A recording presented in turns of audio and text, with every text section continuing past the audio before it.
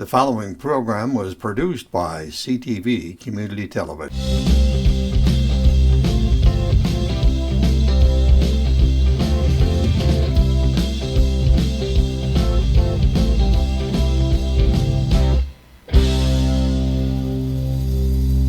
Welcome into Team Talk. We're here today with St. Clair varsity and JV soccer. To my left here we got Jared Johnson, Brian Ursiti, Nathan Phillips, Henry McNabb, and Jack Jones. So we're just going to kind of get into it right now, and let's just go down the line. Position, how many years you guys have been playing, what grade you guys are in now? Jared. My first year is my freshman year, and I'm a sophomore, and I play midfield. Okay. Brian? This is my second year playing. I started my freshman year. I'm a sophomore, and I play midfield. This is my second year playing. I'm a sophomore, and I play forward. I'm a sophomore. This is my second year playing, and I'm also a forward. I'm a freshman, and this is my first year playing, and I play defense. Yeah, gotcha. With St. Clair soccer specifically, I mean, we kind of get a lot of guys that aren't fully soccer players. We get baseball players, swimmers. Are any guys other sport athletes, not necessarily soccer focused, kind of had friends on the team that pulled you guys in? I played baseball, and Chase Jones recruited me. I play baseball, and probably the same thing. Chase Jones recruited me. Yeah, I play baseball and hockey, and Chase got me to play. I also do bowling and track, but I've also been doing soccer for like a really long time. Yeah. Soccer's always been the main focus. The Chase Jones. Chase Jones did not bring me in. Chase Jones is one of the senior captains on the team. We should say that he broke the scoring record this year. Oh, yeah. Kind of a big deal. Also Jack's brother. So let's kind of talk about the season, how it kind of got going. You guys won the MAC Silver last year, and then you guys started out the season pretty hot this year, and we're looking to kind of eye another MAC Silver title, which you guys got. Some big games kind of happened, big rivalries. Marine City was a big one. You guys beat them for the rivalry trophy for the first time in, 6 years? Mm-hmm. How'd that game go for you guys? It was pretty good. Yeah. When you guys are playing a rival like Marine City, back when I was playing, it takes a little bit of time to kind of understand a rivalry, especially with Marine City, and for you guys, a win was kind of hard to come by. But how was it kind of getting into that rivalry mindset? Who was kind of some leadership on the team that was kind of telling you guys, like, we got to beat these guys? Definitely Chase Jones. He was definitely big. Then last year, like Evan Hart, leaders last year. That's about it. Everybody, you knew the tension when you got in the game, I feel like. So. Yeah, it's a physical game once you get out there, and they're wanting to win just as much, and they only know beating you guys. And so when you guys are able to kind of pull out a win, what was the score of that game? Like 8-1 or something. Yeah, so you guys win in that kind of fashion. It kind of sets the tone for the rest of the season. Another big rivalry that kind of popped out this year was Centerline. They kind of put together a good team, and that's another physical game. Talking with their coach after the game, he was excited. He's like, I like the way this is being played. I like how physical it's getting. Is that a game you're looking forward to next year? Or Me? Yeah, you. Oh, yeah. I look forward to playing them again because it was a tight game. Yeah. What about you, Jack? I look forward to playing it, Since they didn't move up, or did they? I don't think they did. Yeah, since they didn't move up, I don't think the stakes will be as high, but, you want to win every game. Right, but it's a different mindset. Now you guys are moved up. We should talk about that. You guys won the MAC Silver twice, so you guys move up to MAC Gold next year. It's going to be some tougher competition. But you guys took pride in beating some teams that were a division or a league above or 2 leagues above. I think you guys beat Lance Cruz. That was 2 leagues above. Mm-hmm. So now that's flipped. You got teams below you guys. They're trying to get an upset. So how do you guys go into a game like that when you're playing a team that's down? How do you come out strong and keep a lead? I just think for games when we're ahead, we have to stay focused and like not take anything for granted and to always try our hardest no matter what.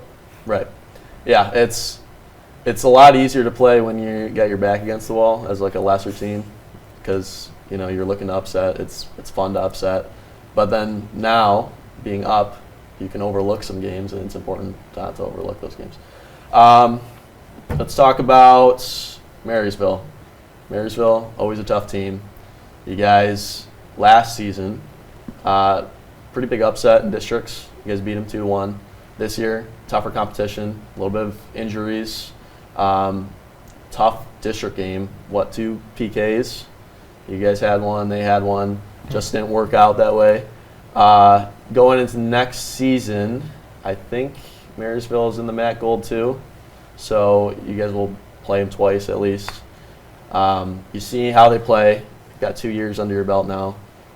What's the key to kind of going into Marysville and getting a win there? You got to score on the shots you take.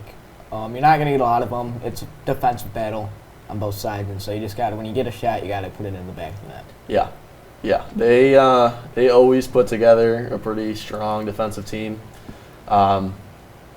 It's tough because you're exactly right. I think this game, you guys probably only had around like 8 shots on goal, so it's like you got to take advantage. I mean, you get the PK, you got to make those, you got to take the lead with that. Any favorite game this past season?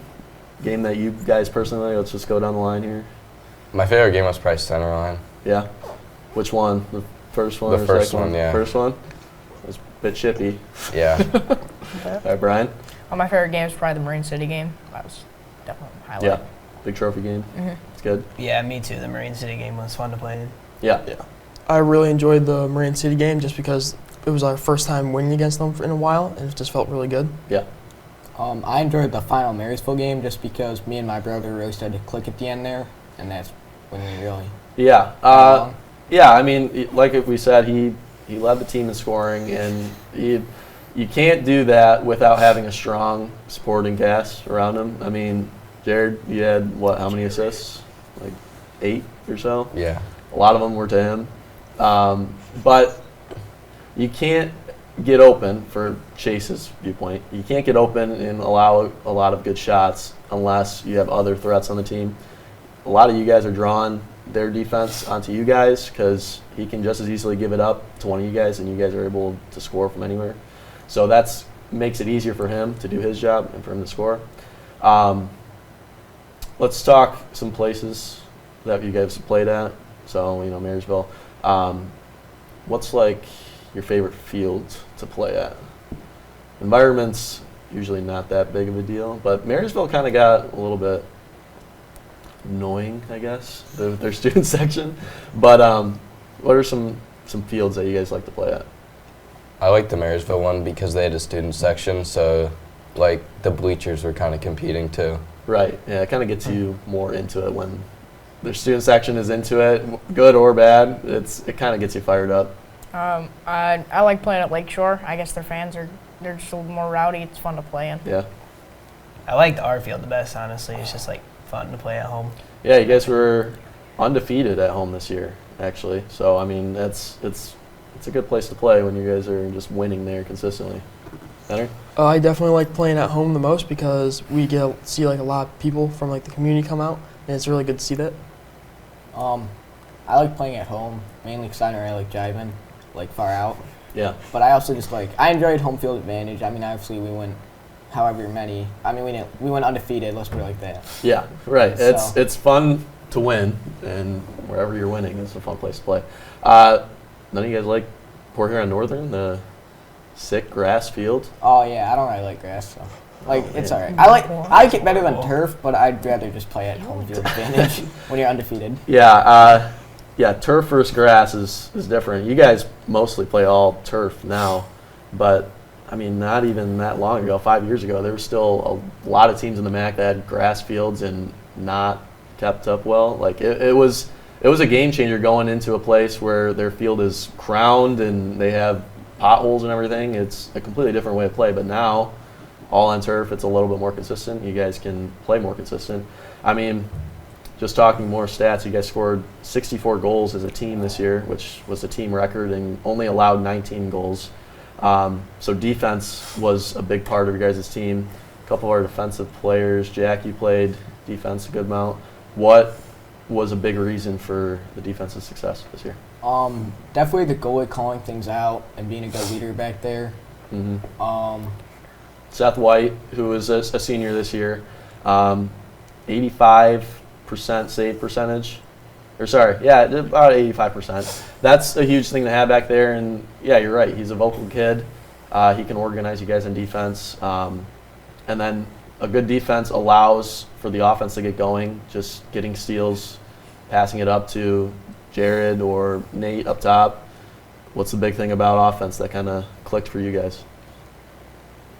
No idea. I thought we had a lot of good like through balls and like passing, so like we could like run and get the ball. Yeah, it helps when you guys are all connected up top. You guys can kind of move and just expect each other to be in places rather than kind of waiting for them to get there. You guys started doing that a lot last year, and then right into this season it picked up right where it left off, and you guys were just on the same page. I mean, how many seniors did you guys lose from last year to this year? Like 4?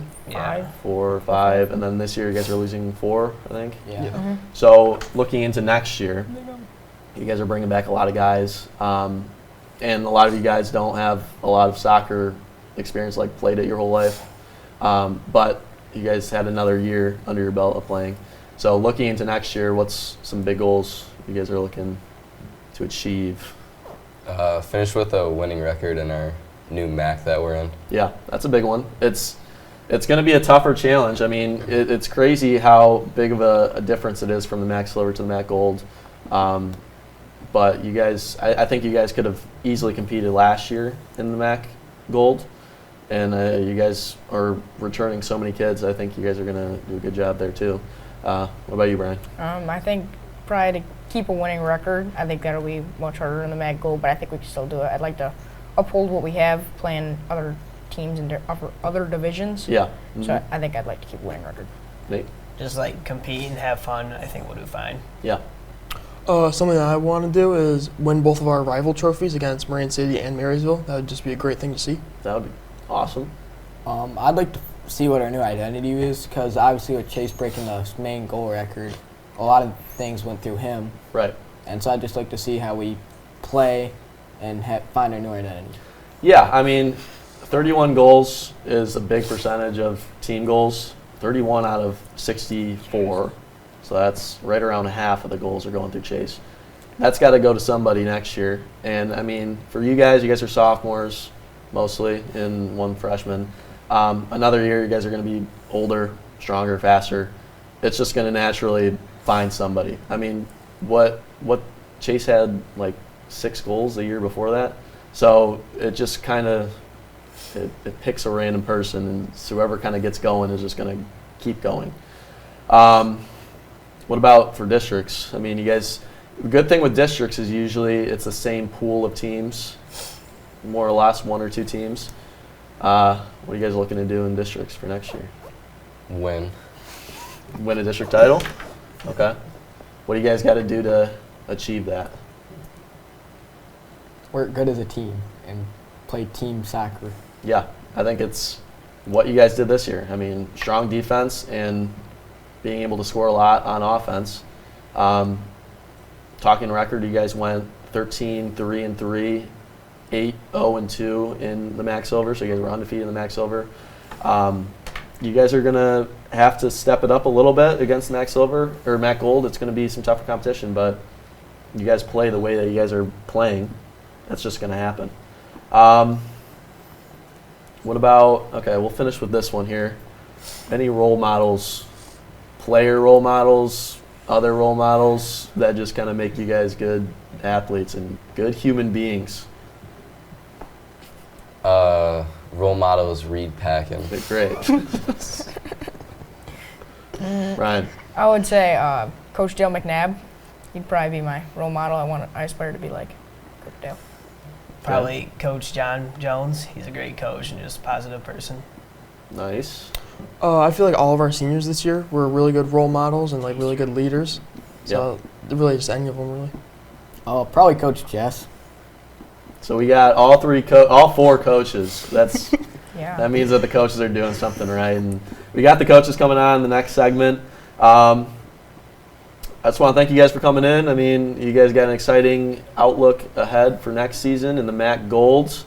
Anyone at home, make sure you guys come out and check out boys varsity and JV soccer. They're doing some great things. We'll be back after this.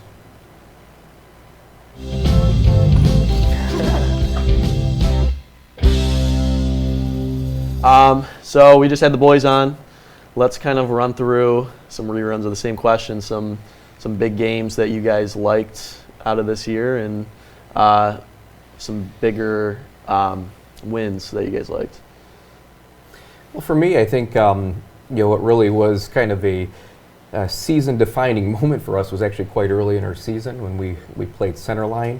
The game didn't end the way any team or any coaches want to see a game end, but it really put in perspective how much our boys care for each other. It was a chippy game, and just seeing our whole team, working together, supporting each other, and being there for each other. I think that really built, the needed camaraderie that you want in a team. It really developed some tight bonds with our boys, and really gave us a lot of momentum, going through the rest of the season. Yeah.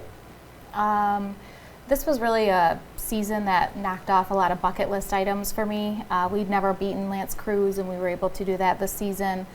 We beat Marine City, something we hadn't been able to do in the past in our 4 years, and we did that. So all in all, those were just two big games. They knocked some things that I had that I really wanted to do as part of the program.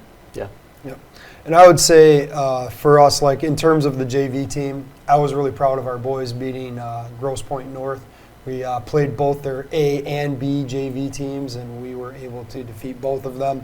And kind of the same thing like that. The kids really showed their teamwork and their versatility in those games. We were able to move kids around and try some different things. And, to me, that was a big game for the JV. Both of those games were. You guys kind of talked about some, bucket list items, I guess. And 4 years is a good benchmark for coaches because you get your first group of freshmen all the way up through seniors. This season, you guys were 13-3-3. The year before, you guys were 13-5-1. The 2 years before that were a little bit more tough. What kind of constitutes that turnaround for you guys? I think a big part of the turnaround was just the willingness and openness of a lot of first-time players to come and join the program. Looking at our senior group, we have 4 seniors this year, and they're incredible boys. Will, Seth, Ethan, and Chase, they did a great job being with us. 2 of them were 4-year players. 2 of them were 3-year players, but to have a senior group of 4 players, that's not a lot for a program, and that's been the way it's been for the last couple of years for us. We've had a influx of a large number of kids that are trying this program out that hadn't necessarily played before, and it's really added a lot of energy into our team, a lot of competition onto our team, kids pushing each other, and we've been very fortunate. Our current sophomore class and our current freshman class are some of our largest classes that we've had join this program, and so being able to have larger groups of kids, new kids all coming in, working hard, and actually that's probably the big thing for me is having a lot of kids that want to learn, or willing to be here to work hard, and developing. Yeah. I think it's kind of the climate that's been that we've built. It's very open and inclusive. If you've never played, you're welcome. If you've played in the past and you want to sharpen some of those skills and come back out, where everyone's welcome. And I think because we encourage everyone to be 3-sport athletes or whatever, you're just going to focus on soccer. I think that helps the flexibility. I would say, just to the growth that we've seen over the years, it comes down to a lot of consistency. And these 2 have done a great job of building a consistent program. They have consistently training out of season. getting the kids in, working with them, and even just endurance things through the summer. And you get the kids in, you get them hooked, you give them a place where they feel welcome and where they feel like they can succeed, and then they're willing to work that much harder for you. And these two have done a great job of building this program over the last 4 years with that consistency and being able to bring in kids, like they said, who don't necessarily play soccer, but teaching them the fundamentals, getting them in a spot in the game where they can be an asset, and then growing their confidence in their own play. Yeah, I talked about this with the boys. Some of the best players that have kind of come through the program were not soccer players. They were lacrosse kids or swimmers or hockey players that, were just friends with kids on the team, so they already got that connection. They're just here to play, and they're playing with their friends, and they're just going to be more competitive because they're playing with their friends. But they just also carry these other abilities that you don't have to teach them. You don't have to teach them kind of how to read a defense, how to make a good run, how to anticipate a play. They got it, but it's more so the technical skills that you just got to kind of catch them up on. And then also, I think, what constitutes to this turnaround is you kind of had a group of kids go through the dark ages of just not a lot of wins. And the biggest thing is just showing them that they can win. And then once they understand that, then it becomes so easy for them just to kind of get on a roll and just start winning. And that's kind of what happened last year, I'd say, is it just kind of clicked on for you guys, and it just kept going. Let's talk a little bit about JV, because this was kind of the first year for JV. It was a little bit on and off starting last season, but then this year was kind of a full season for JV. Dale, you want to talk about kind of how that's set up? Yeah, so we, as you said, this was the first year where we kind of we're like a separate JV team. We're still small enough to where we rely on the 3 halves rule. Every student is allowed to play 3 halves of soccer. Yeah. And so we try to take some of our middle level varsity players and have them come in the sub for our JV team, and then we'll take some of our higher end JV kids and have them sub for varsity. But this year, we were able to keep them a little bit more distinct. Yeah. And that really helped us to build the skills and the confidence of the younger players who need more play time on the field. Right. And that's what it was all about. It was about building those kids up, giving them the experience of playing higher level soccer, giving them the opportunity to play with some of the kids who do have better skills to kind of support them, and just to really increase minutes on the field. And we're hoping that next year we can build it even more, get a few more kids out, so that we can just have kind of 2 totally separate teams. Yeah. And so that's what we've been in the process of doing. And so we're getting a little bit bigger each year. Yeah. Yep. And with the JV schedule, you see a variety of teams. Some lesser teams that are kind of in the same boat where they are scrapping together a JV team, and those can be kind of fun for the middle level players because they can really just have a big confidence boost in being able to facilitate a game. But then you're also playing against some bigger schools like Romeo and Grosse Pointe North, like you said. Romeo, who's like a state finalist kind of program for their varsity team, so their JV team is going to be just as good. It's good competition for those young guys, because sometimes the biggest thing for them is getting meaningful minutes and playing in bigger, tougher games, so that when they get to the varsity level, they're just used to that. They're used to competing. And also playing against similar sized players, similar age players is nice too. Yep. Being a freshman on a varsity team can be kind of daunting, playing against 18-year-olds that are like 6'2", and they'll throw you around a little bit. How do you approach that and kind of instilling confidence in your players to kind of go against competition? Well, I mean, I think you nailed it right there. It's giving our boys a variety of opportunities out there. When we first started, we only had about 13 players. One of our players, our son, was a freshman when we first started, and seeing him playing in just the scenario you described, playing, being a young freshman, playing, these senior men, and just seeing, the physicality. It was necessity, just because that's what we had, and if we wanted to play soccer, that's what we had. But going to where we are now from, I think, 13 kids when we first started, about 30 this year, where we got the 2 programs, it gives those kids different looks, different opportunities. Still being a St. Clair team and being a smaller school, a lot of those JV teams we play are larger schools. Yeah. Like you said, like Romeo, Grosse Pointe North. And so seeing them go out and compete, at that level, having some opportunities to play kids their age, their size, their skill level, while also being pushed to a degree, that gets us excited for what the future holds. Yeah. Yeah, I think, when I was a freshman, I think we had 15 kids on varsity, and so I was starting every game on defense, and it's just kind of, you get plugged into it and you just don't even think about it, but looking back, you're like, why was that even allowed? Well, but how many varsity kids did you guys start with your first year in? Our first year, I think we had 13. Those 2 years that you alluded to at the beginning were definitely challenging years, and I give a lot of credit to our juniors and our seniors for this year who stuck with it. I look at some of the kids that have been here from the start, like Mason and Logan, who are going to be seniors next year.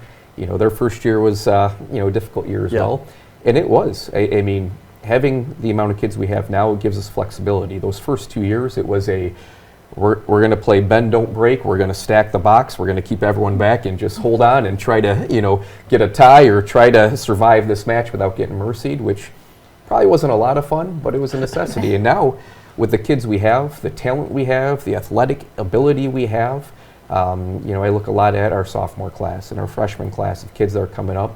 They allow us to actually start making plays, start putting together some attacking formations together, some offensive formations together where we can score a lot more goals, which happened this year. And it's not so much just being out there to survive as it is we're out there to compete and we're out there to win. Yeah.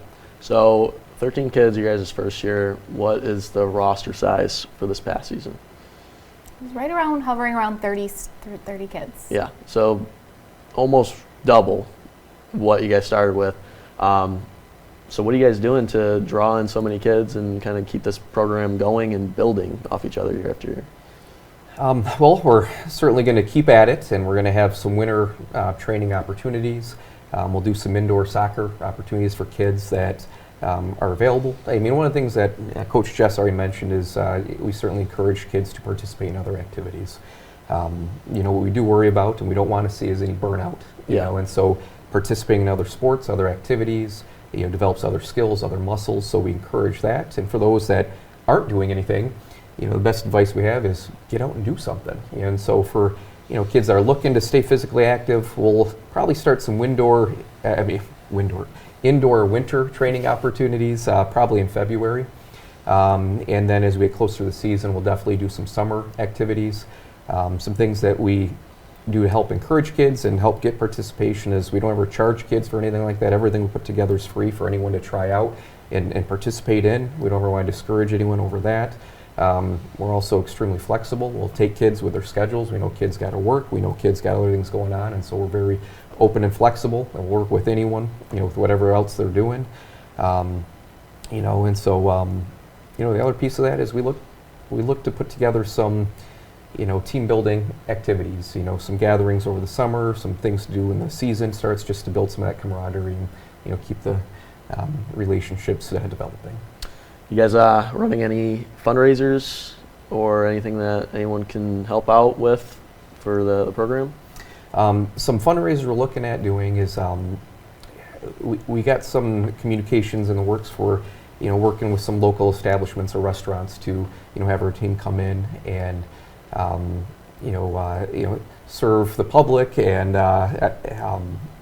work in some of our restaurants. We're still refining those details right now, and we'll get that out as soon as we can. But some of our favorite fundraising opportunities, we do a skill development camp for elementary age kids, and it is so much fun. Love seeing our high schoolers out there working with our younger kids. Not only does it help the younger kids develop some skills, and gets them excited about soccer, but I mean, you see these younger kids, elementary kids, working with high schoolers, and they are just so enamored with them. They absolutely love every bit of spending, every minute with them during the day. And so that's one of our, our favorite fundraisers or activities that we do, and that will be coming up in August. Yeah, I mean, you look at some of the other programs in St. Clair. Basketball has been doing their little league basketball program forever, and football has the same thing. It's kind of a good sign that your program's moving in the right direction because you're building a feeder program essentially. You're developing kids that like soccer, that want to keep playing soccer. You're getting them involved with the players on the team. They enjoy. They come out to the games a lot. I think we had them as ball boys and everything, working the sidelines, and they're excited to do it. So they're going to stick around, and they're going to eventually pay it back to the program, and that's just a good thing to have. That just kind of cylindrical, it just feeds back into each other. Going back to kind of team accomplishments, we talked last year. You guys won the MAC Silver. You guys moved down to the MAC Silver, looking to win it again, and you guys did this season. And because of that, you guys moved up to the MAC Gold. What's the key to competing in the MAC Gold?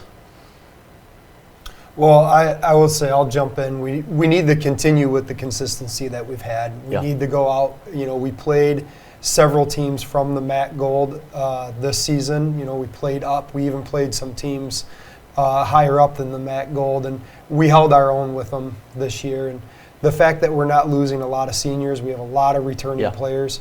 I think we're in the perfect position to compete in the MAC Gold, and not just to end okay. I think we're in a good position to compete for the title in MAC Gold. Yeah. So that's what we're going to do, and I think we need to instill that confidence in our athletes.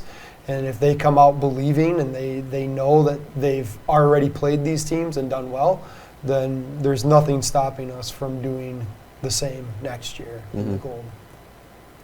Yeah, I think I'm excited. I'm looking forward to it. I think it was the right step for us, and I think we'll compete. Yeah, I mean, looking at this season, we're actually excited, and we're looking forward to this opportunity. Looking at the season, I think we played 4 MAC Gold teams. We beat 3 of them. We lost to the MAC Gold champs this year by 1 goal. We lost on a penalty kick, last 8 minutes of the game. Other than that, it was a tied 1-1 game. And so we're there to compete. And, we're looking at having some closer games, with them. They're going to be battles. They're going to be competitive. But as Coach Dale already kind of mentioned, I mean, we're losing a couple seniors. And they had a huge impact on our team this season. But 7 of our 11 starters are freshmen and sophomores. Right. Mm-hmm. And so more than half our team is already competing at this level, competing with these Gold teams, and to know that they're still going to be here and going to be in place, for this upcoming season. We're excited, and we're going out here looking to win the Gold this year. Yeah, exactly what you guys said. The 4 seniors that you're losing, big leaders for the team, and specifically, I mean, we talked Chase had 31 goals.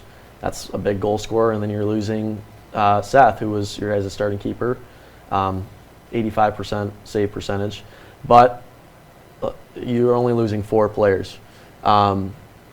These teams that are consistently competing for district titles and everything are top heavy with their seniors and juniors, and you guys are kind of getting to that point with your freshman and sophomore class moving up. It's making them better with the amount of playing time that they're getting. Like you said, you got a lot of starters that are underclassmen, to say, and it's going to be an exciting year next year. It's hopefully you guys just keep going, because it's tougher to move up, better competition, but you guys are doing all the right things. Any last things, how to get involved with the program? Who should they contact if they want to sign up? Variety of methods for how to sign up. I'm hoping you'll put our contact information up here on the screen at some point at the end of the program, but we'll give you our phone numbers, and you can post that. You can call us, email us. Thankfully we live in St. Clair. This is a beautiful town, but everyone, it seems to pretty much know everyone, and so if you see us, just ask us. Coach Jess and Coach Dale both work at the schools out here. Yep. Coach Dale is at the high school. Coach Jess is at the elementary school, and so you can reach them at their schools. Reach out to them. But absolutely, if you're thinking about it, if you're on the fence, contact somebody. Let us know. We want you to come out. We'll do everything we can to help you and give you an opportunity to see if you like it or not. Yeah, and you guys got a Facebook page and, And an Instagram, Instagram, and so I'm sure once winter training kind of gets going, you guys will post times about that. So just show up if you're around and you want to be involved. Just show up. You don't gotta do anything formal. Just be there. And I would add that, you know, all of our kids are so connected nowadays. Like, Yeah. if you know someone on the team, contact them. You know, contact your friends. They'll let you know how to get a hold of people. Right? Send a message to someone on the team, and they'll get you in the right place. I think all 5 of the boys said that they are on the team because Chase told them to be. So if they know anybody on the team, it's just as easy to reach out. Before we get going, we got some photos that you guys brought in, so we'll pull those up, just kind of about the season. Let's just talk through them. What do we got here? This was a really exciting moment for us. This is the entire team holding and celebrating the Burns Trophy, which is the trophy that goes to the winning team of the crosstown rivalry match between St. Clair and Marine City. Marine City is combined with Cardinal Mooney now, so it's the St. Clair versus Marine City Cardinal Mooney Trophy. And this was such a fun game. The Saints ended up winning 8-1 on a evening night. You know, and playing soccer at night under lights, there's nothing more fun and bigger than that. And you know, our boys, you know, played together as a team. They played hard, they played well, and you know, they earned the right to celebrate that trophy. Couldn't be more proud of them for that moment. If you look right at the center, you're going to see Seth White in the goalie jersey, Ethan Bingham touching the trophy, Chase Jones right behind the trophy, and Will Rapier on the other side of the trophy. That's our 4 seniors, and seeing them right there front and center, you know, going from where we're at the start of our coaching careers to where we're at now to celebrate that, it was, you know, it was a special moment for us. Yeah, it's awesome. Let's see what is next. This was a victory picture right after our first division match against Lakeshore. Lakeshore plays a division above us in the MAC, and we tied them earlier on this season. We actually tied them playing a man down 2-2 to start the season. It was a battle. They're a physical team. They play hard. They've been a pretty big rival over the last couple of years, and we drew them in the districts, our first round of districts. You know, to see where our boys were at that game, they ended up winning, I believe, 4-1. 4-1 or 4-2. 4-1 or 4-2 in that match. You know, and to see our boys come together and, you know, get a win in a district match, which, I mean, you play regular season soccer, it's a whole different game when you get to districts. And I mean, for districts, it's all about school size. You usually end up playing the same pool of schools, and Lakeshore is a bigger school. I mean, back in when I was playing, they were a powerhouse team, and they're not what they were, but they're still just always competitive because they have a bigger class size. Yeah, it's still the case. Yeah. So very proud of our boys for that.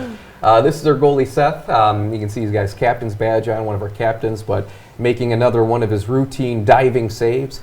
Seth started playing soccer with us without much experience. He joined us as a sophomore. He'd never played goalkeeper before, and I give him a lot of credit. He's a big reason at where we're at right now as a program, just because he really took to learning how to play the game, play goalkeeper, and I mean, he got better every single year. Yeah. And he's just naturally athletic. I mean, he's able to make all the tough plays, you know, without, you know, having years of training. You know, he is fearless. And that's what I always tell everyone is, if you want to be a goalie, you got to be fearless. And that's probably one of the best traits you can have. Well, yeah, we talked. He was at 85% save percentage, and it's nice when you have a strong defense. We talked about with the guys, and they only let in 19 goals. He only let in 19 goals.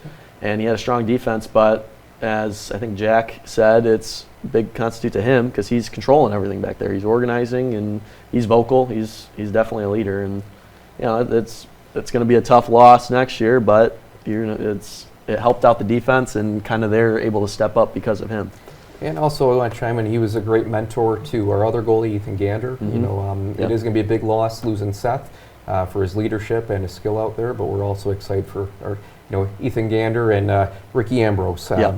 He's been a phenomenal mentor, them and coached them along too. So he's leaving us in good hands. This is a picture of Mason Sexton. He spent most of the season playing stopper for us, or a defensive midfield position. He routinely was probably our first attacking defender at slowing down the opposing team with their offense, and he did a wonderful job. We often, kind of matched him up with one of the, go-to players on another team just to kind of shut him down and make sure, hey, they're going to funnel everything through this player. Don't let him get the ball. Yep. And he was awesome at that. Yeah, let's see what we've got next. This is Nate Phillips, who was a huge surprise in our program. I said earlier on that, we got a lot of newcomers and kids that don't have a lot of soccer experience. Nate is just a gifted athlete. He understands the game for as, physical and athletic as he is. I think one of his biggest, traits is the fact that he understands the game. For not playing soccer very well, he's a hockey player and he sees a lot of similarities. He knows where to be. He knows how to move. He knows how to pass the ball, where to put the ball for his teammates. Just a absolute pleasant surprise for a program. Really excited to see, just how much he grew and progressed from year one to year two. Yeah. He's a sophomore. He's a varsity starter as a sophomore, playing a bunch of upperclassmen, and he holds his own out there. Oh yeah, I mean, he He plays intense, physical, hard soccer, and it's fun to watch. Yeah, big part of the offense. Helps when you got the speed to kind of break through a defensive line, and that connection. We talked about it with when they were back out here, but just that connection that you have with the other forwards and with Chase, and it just makes it so much easier when you're on the same page of just anticipating where each other is going to be at. That's about it, though. We got all the pictures through. Want to thank the coaches again for coming out and talking about the program. And again, I'll say it again, if you're around and you guys want to watch some good soccer, St.Clair boys soccer next season is going to be something to watch. And that will do it for Team Talk. I am Reed Packin, and thanks for watching.